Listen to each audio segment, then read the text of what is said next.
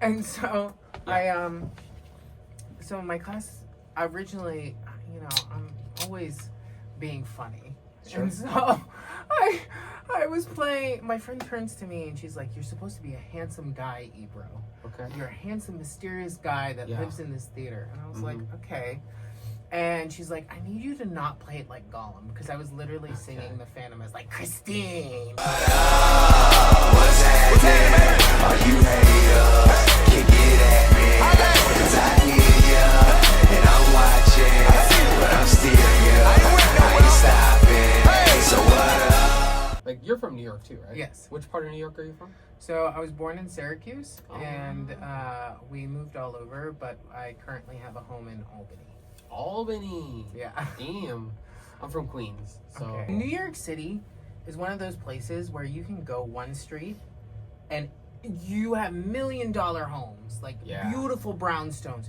Yep. The next street over, you get shot. There's condemned buildings, like so. Yeah, it's crazy in New York City. It is. So why are we here today, Tony? We're interviewing Ebro. So, Ebro. Yes. That is your name, Ebro. Yes. EBRO. It's really simple. Like E-Kid? Internet, bro? Right. E-Kid. Someone call me E-Brows because of, eyebrows. Oh, eyebrows. Okay. I get it now. Okay. So, I've heard that you are a musician who recently came to Tokyo. Can you explain, like, what made you want to be a musician? So, basically I wanted the attention of my parents. Okay. As a little kid. I can relate to that. And I've always had an affinity for music and art and acting and stuff like that. And so, and I was always a little bit of a ham. And I've been writing songs since sixth grade. Yeah. And it just progressed into musical theater. And so growing up, I was always performing something. Either musical theater, straight plays, or dance recitals. And so I graduated high school and moved to New York City. And so I went to musical theater school. That was an interesting experience, and I could talk about that for hours. A lot of it would never fly today. Some of the craziest shit happened in school, and some of the stuff that was said to us as students would never fly in this kind of like what did they say? I've had teachers tell me that that I was shaped like an ice cream cone. What the fuck? I had one teacher tell me, like, decide whether you want to be a man or a woman, but this androgynous thing that you're looking like is just not gonna work. I was like 8. Art school in New York? It was a musical theater school, and you would think that they would, like, accept people. I would think the teacher looks like that too. The opinions of people above you will always shape your opinion of yourself, especially in the artistic world. In your teens too, in your early early crazy. years. Yeah. I'm trying to like unravel that as I get older because I've heard a lot of stuff. I'm like, you know what? I don't really believe that. They didn't know what they were talking about. What about you? Did you get hazed in No, any of your classes? I was just a kid, I was just doing shit and not really going to art school. I was just playing baseball and going to Mets games and shit like that. And his first music video he showed me, he played on a rock band drum set. First time I ever played drums was like a upside down garbage can and like a hanger. Well, can you talk about your music? I know that I heard about your acting. Like, you're a musician too, right? Yes. So can you tell us a little about your musician? It actually all goes together. All right, cool. Ever since I was little, I said this, no disrespect to them, but I always wanted to kind of be like J-Lo, but with talent. Oh, nice. Yeah. And so I wanted to be a singer, an actor, and a fashion designer.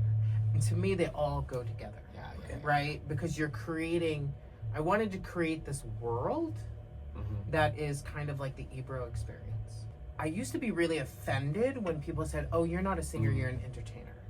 I'm claiming that, yes, I'm a well-rounded individual who can do all of it. But what's wrong with being an entertainer? Because I feel like an entertainer there's a connotation where you can kind of get away with being a little shticky, a little hokey. Yeah. Oh, they can kind of sing. They can kind of do a little comedy,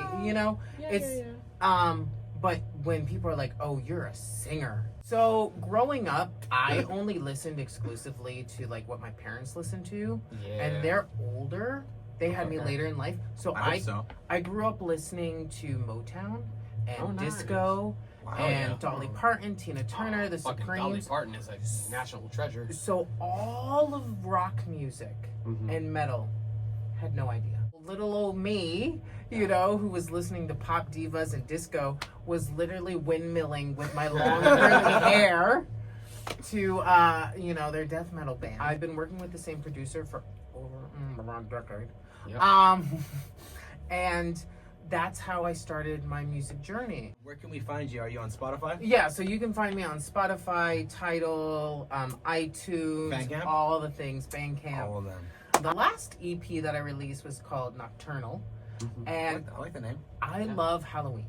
So, for example, the title track Nocturnal, it's about turning into a werewolf. But what is a werewolf a metaphor for? A person who can't control themselves. A sexual beast. For example, I am now a huge Dio fan. Huge Dio. Oh, okay. Yeah, not Holy super Diver.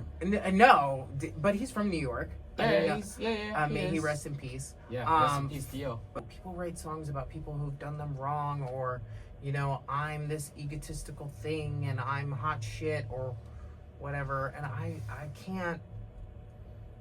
It's not me. Yeah. It was kind of fake.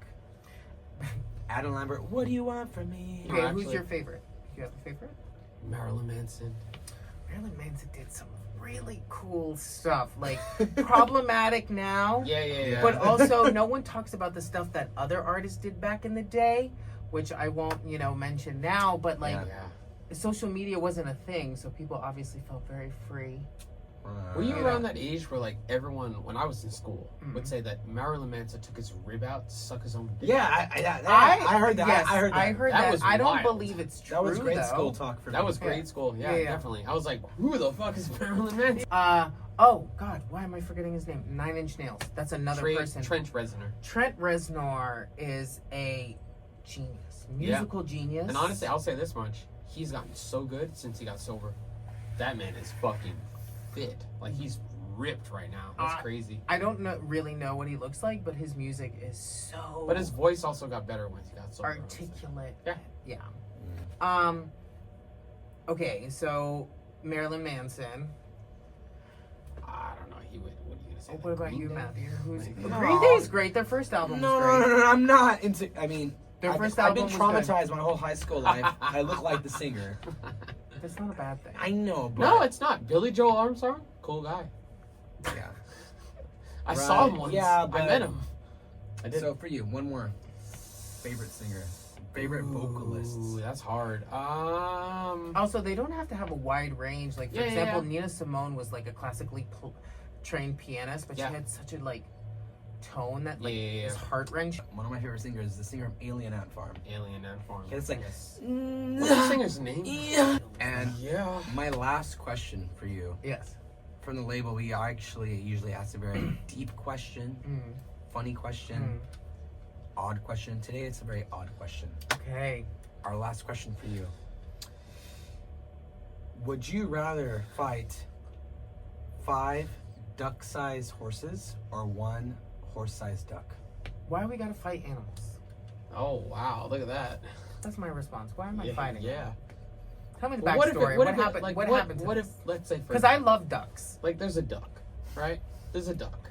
Did you kick the duck? That is a I response mean, I didn't. did not expect. Not me, but maybe my friend did.